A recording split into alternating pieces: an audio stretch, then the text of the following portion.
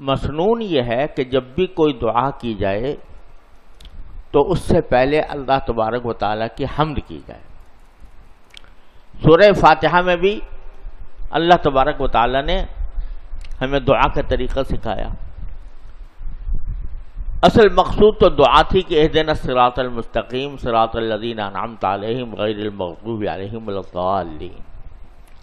لیکن پہلی 3 آیتیں حمد، باری تعالیٰ کی حمد کے اوپر مشتمل ہے.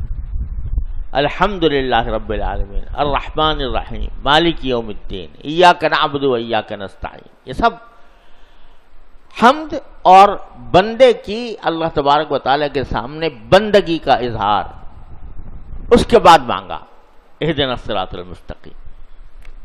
تو یہ ایک سنت بھی ہے نبی کریم صلی اللہ علیہ وسلم کی، اور بزرگوں نے یہ کہا بھی ہے کہ جب بھی آدمی کوئی دعا مانگے تو پہلے اللہ تبارک و تعالیٰ کی حمد کرے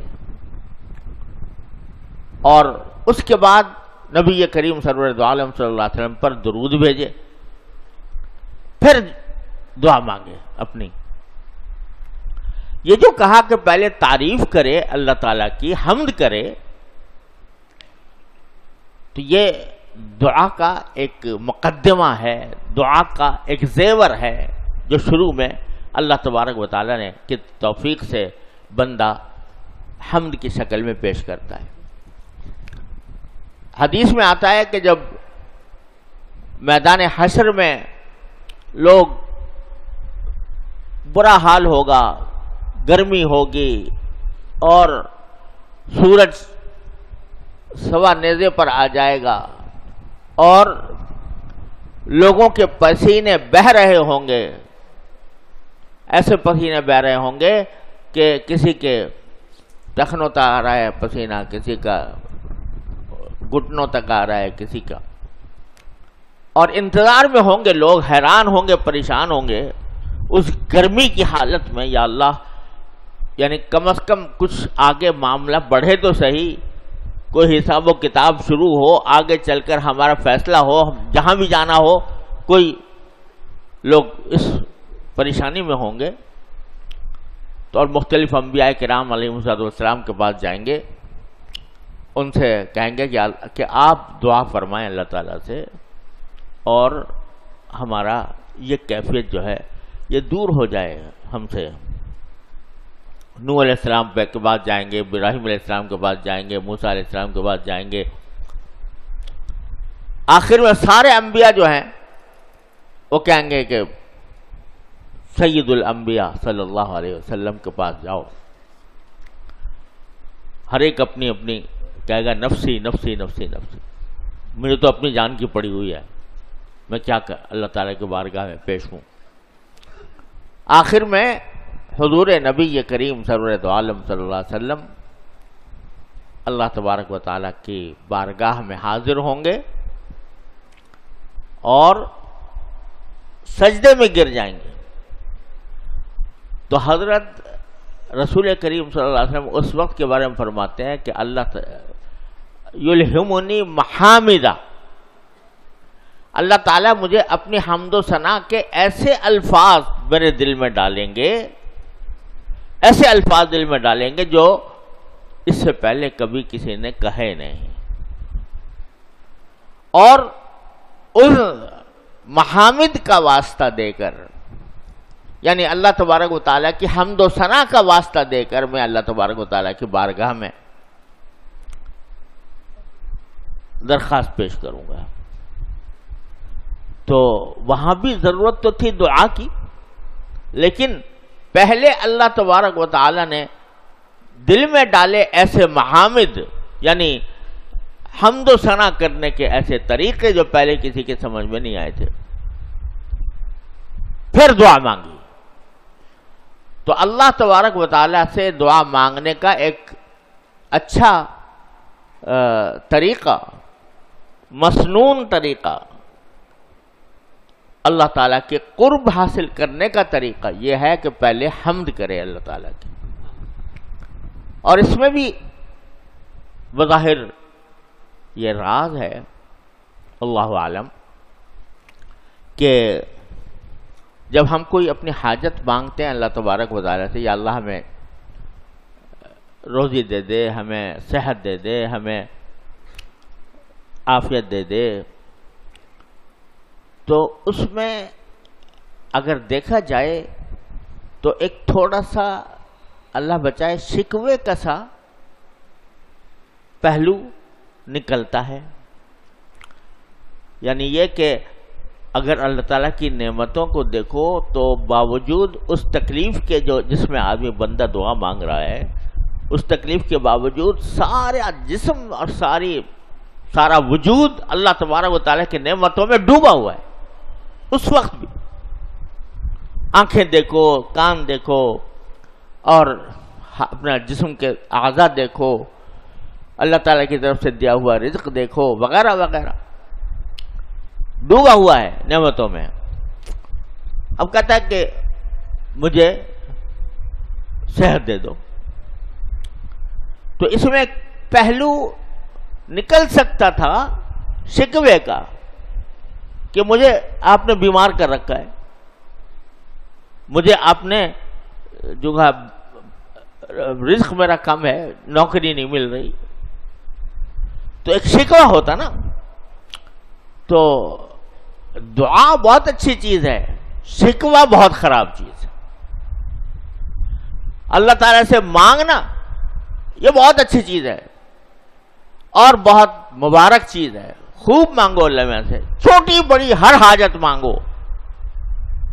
اللہ سے مانگنے میں کبھی تکلف نہ کرو، اللہ تعالیٰ سے مانگنے میں کبھی تکلف نہ کرو. یہ بھی نہ سوچو کہ چھوٹی سی چیز کیا مانگو اللہ میں سے. ارے مانگو، چھوٹی ہو بڑی ہو، لیکن شکوہ بری چیز ہے. اللہ تعالیٰ کی تقدیر کا شکوہ کہ اللہ میں ایسا رہ گیا، میرے اندر یہ کمی رہ گئی، میں بیمار ہو گیا، میری بیماریوں نے مجھے کھا لیا، مجھے تکلیف ہے، مجھے درد ہے، مجھے پریشانی ہے. یہ شکوہ بری بات. تو اللہ تبارک و تعالی نے اور نبی کریم صلی اللہ علیہ وسلم نے سنت اس کو قرار دیا کہ جب بھی دعا مانگنی ہو پہلے اللہ تعالیٰ کی حمد کرو، تاکہ ناشکروں میں نہ لکھا جاؤ. ناشکروں میں نہیں، بلکہ اللہ تبارک و تعالیٰ کی حمد کرو، اس کی تعریف کرو، اس کے صفات کا تذکرہ کرو. وہ جن صفات جو صفات اللہ تبارک و تعالیٰ کی ہیں ان کا تذکرہ کر کے مانگو کہ اللہ آپ نے یوں تو اتنی نعمتیں دے رکھی ہیں، اتنی نعمتیں دے رکھی ہیں، اتنی نعمتیں دے رکھی ہیں کہ ان کا کوئی حد و حساب نہیں، لیکن میں کمزور بندہ، مجھے یہ صحت بھی عطا فرما دو، مجھے تکلیف بھی دور فرما دیجئے، میرے فلاں حاجت بھی رفع فرما دیجئے. تو پہلے حمد کرو ان نعمتوں پر جو اللہ تعالیٰ نے دے رکھی ہیں، اور پھر اللہ تعالیٰ کی بارگاہ میں درخواست کرو کہ یہ دو. یہ ہے بندگی کا طریقہ، بندگی کا طریقہ. چنانچہ آپ دیکھو گے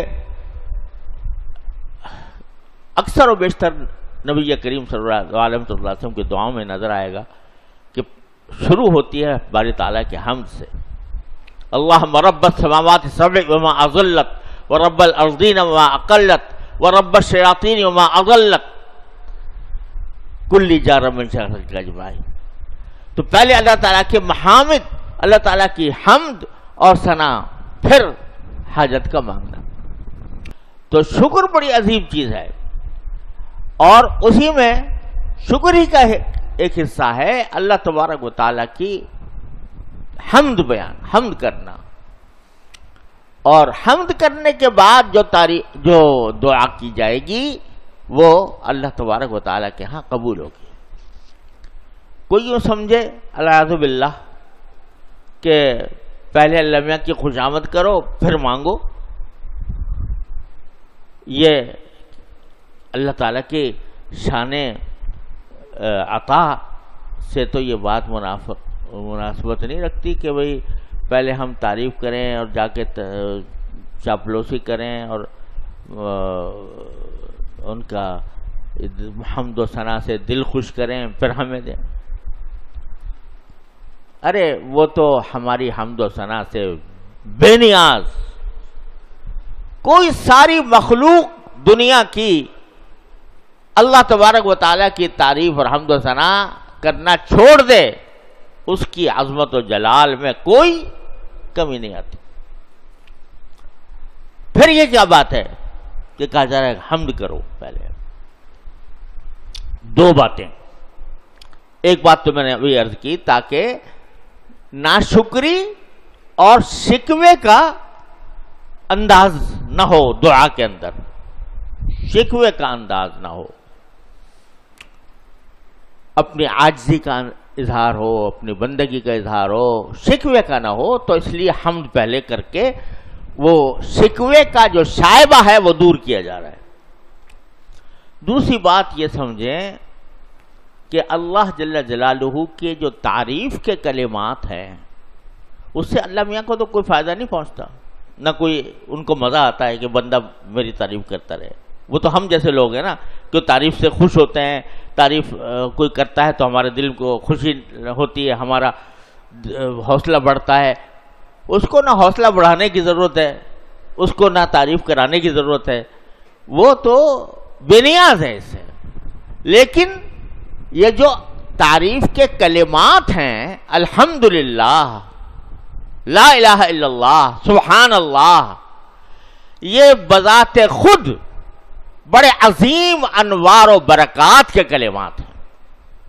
یہ جو کہا جا رہا ہے نا کہ سبحان اللہ تملأ المیزان، کہ سبحان اللہ جو ہے میزان عمل کو بھر دیتی ہے، یا الحمدللہ جو ہے وہ کائنات کو بھر دیتا ہے۔ اب یہ کیا ہے؟